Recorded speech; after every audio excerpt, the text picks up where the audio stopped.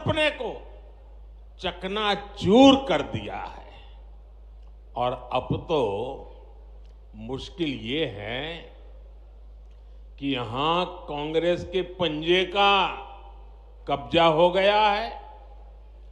पहले बीआरएस की महालूट और अब कांग्रेस की बुरी नजर, ये वैसे ही हालत है जैसे कि कुएं से निकले खाई में गिरे।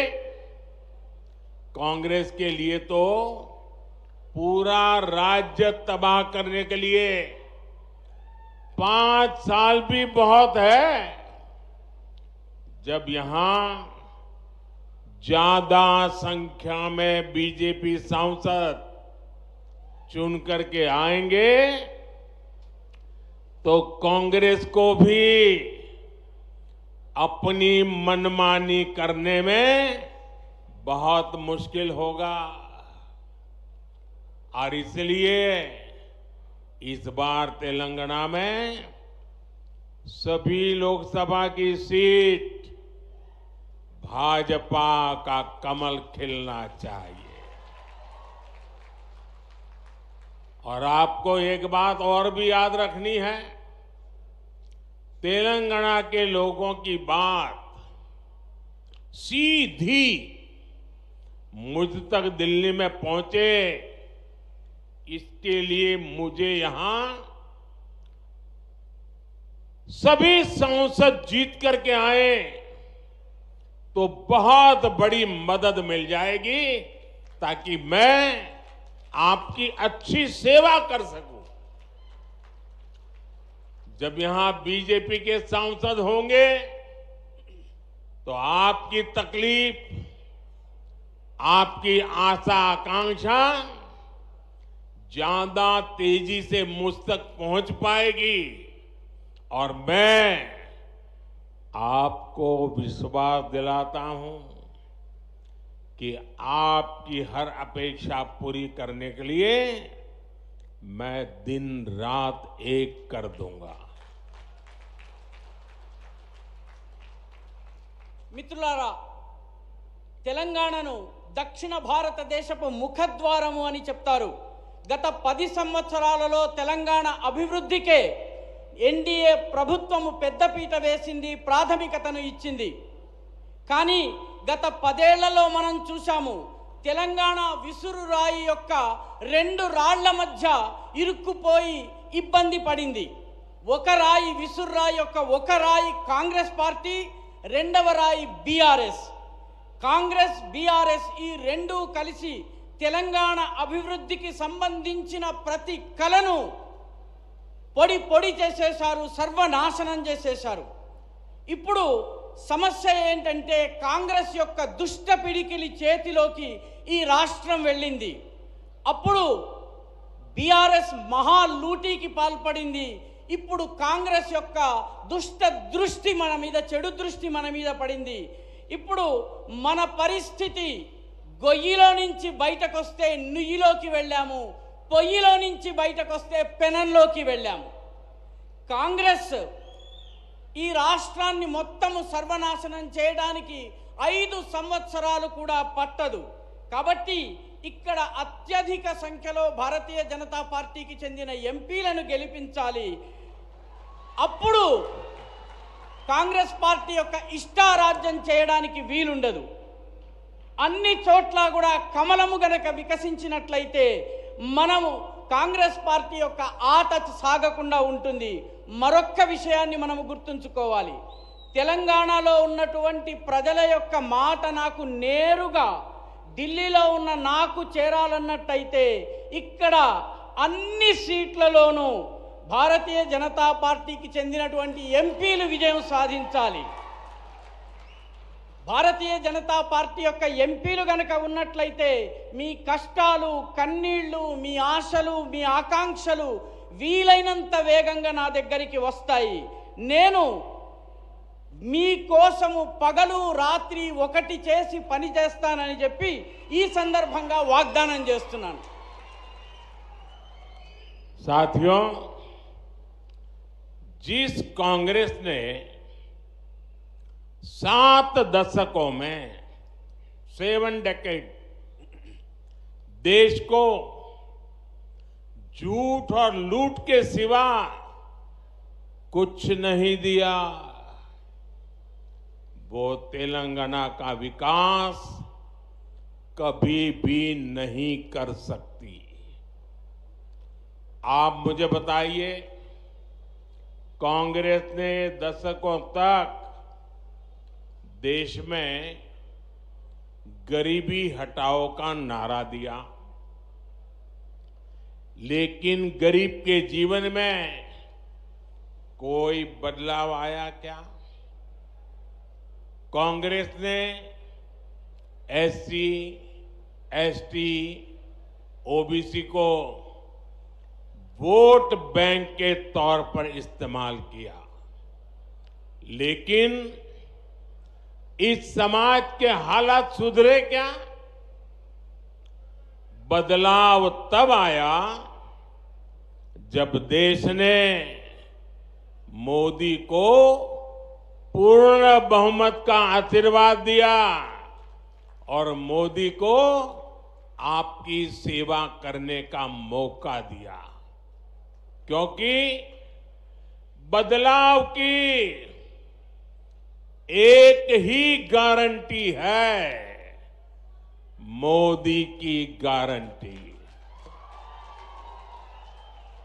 लेकिन पिछले 10 वर्षों में पहली बार गरीब परिवारों के बैंक अकाउंट खुले, पहली बार करोड़ों गरीबों को पक्के मकान का सुख मिला, पहली बार गरीब को टॉयलेट, नल से जल, बिजली का कनेक्शन, मुफ्त वैक्सीनेशन, ऐसी अनेक सुविधाएं गरीब के घर तक पहुंची।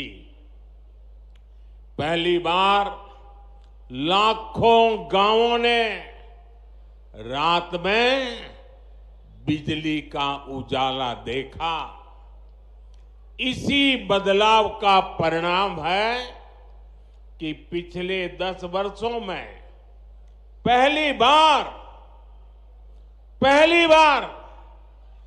25 करोड़ लोग गरीबी से बाहर आए हैं। ऐसा ही तेज बदलाव हम सबको मिलकर तेलंगाना में भी लाना है।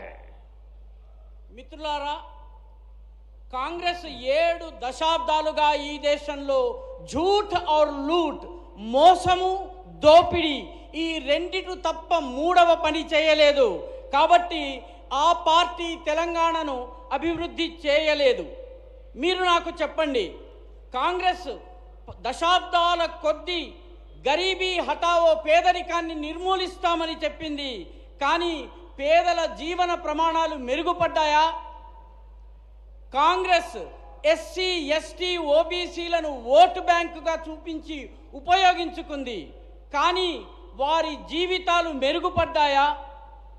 మార్పు ఎప్పుడొచ్చిందంటే, మార్పు మోదీకి మీరు పూర్తి మెజారిటీని ఇచ్చి ఆశీర్వాదం ఇచ్చినప్పుడు మాత్రమే, సేవ చేసేటటువంటి అదృష్టాన్ని కలిగించినప్పుడు మాత్రమే వచ్చింది।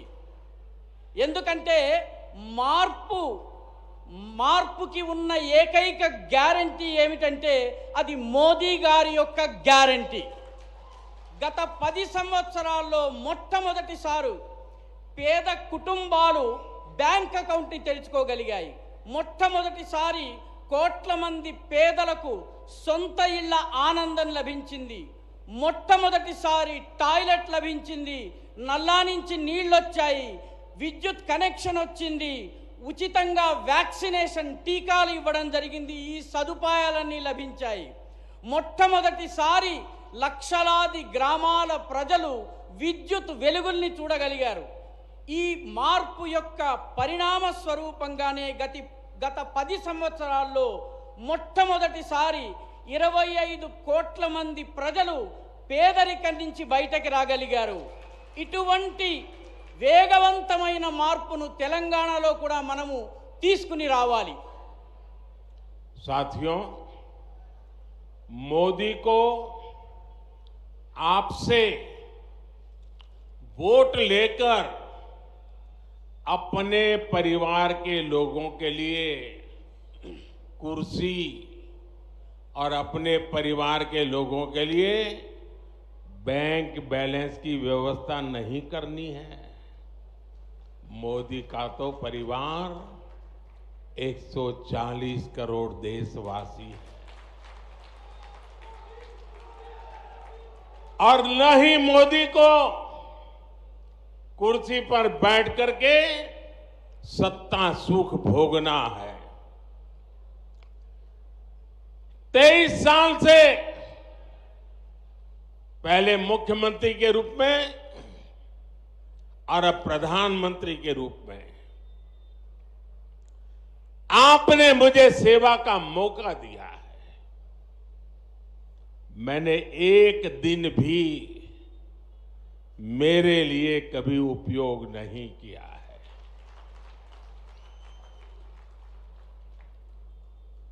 अगर मैंने कुछ किया है, अगर मैं जिया हूं, अगर मैं दिन रात काम करता रहा हूं, तो वो सिर्फ और सिर्फ मेरे 140 करोड़ परिवारजनों के लिए। इसलिए मोदी की गारंटी का मतलब होता है गारंटी पूरी होने की गारंटी। जब मोदी कहता है कि आर्टिकल 370 को खत्म किया जाएगा, तो ये होकर रहता है। जब मोदी कहता है कि रामलला अपने घर आएंगे, तो ये होकर रहता है।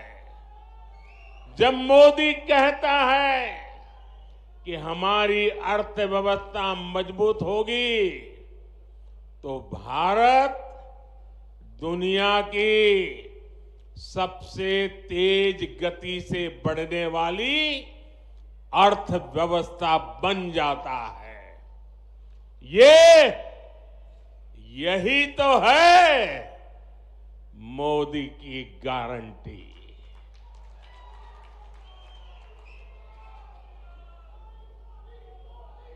మోదీ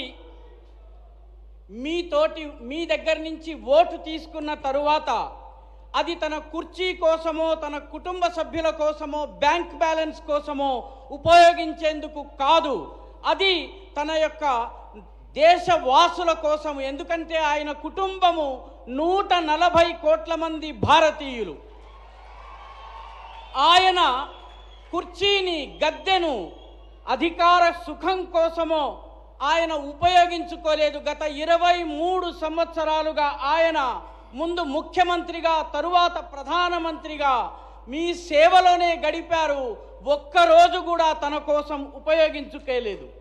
బ్రతికినటువంటి ప్రతిరోజు రాత్రి పగలు 140 కోట్ల మంది భారతవాసుల తన కుటుంబం కోసమే ఆయన పనిచేశారు. అందుకే మోదీ ఇచ్చే గ్యారంటీ అంటే గ్యారంటీ పూర్తిగా అమలయ్యేటటువంటి గ్యారంటీ. అందుకే మోదీ గనక ఆర్టికల్ 370 తొలగిస్తామని చెప్పినట్టయితే అది తొలగిపోతుంది. మోదీ గనక రామ్లలా తన భవ్య దివ్య మందిరంలో స్వగృహంలో ప్రవేశిస్తాడని చెబితే అది అయి తీరుతుంది. మోదీ ఈ ఆర్థిక వ్యవస్థ బలోపేతమవుతుందని చెబితే భారత్ ప్రపంచంలోనే అన్నిటికన్నా వేగవంతంగా అభివృద్ధి చెందేటటువంటి ఆర్థిక వ్యవస్థగా మారుతుంది. ఇదే మోదీ యొక్క గ్యారంటీ. साथियों, हमारी सरकार की योजनाओं का लाभ तेलंगाना के जन जन तक पहुंचे, इसके लिए हमने दिन रात काम किया है। हमने तेलंगाना के गरीबों के लिए 1 करोड़ बैंक अकाउंट खोले हैं। ये मैं पूरे देश की बात नहीं बता रहा हूं, ये मैं हमारे तेलंगाना की बात बता रहा हूं। तेलंगाना के 1,50,00,000 से ज्यादा लोगों का बीमा किया गया है और वो भी सिर्फ 20 रुपये सालाना के प्रीमियम पर, यानी एक चाय की कीमत से भी कम।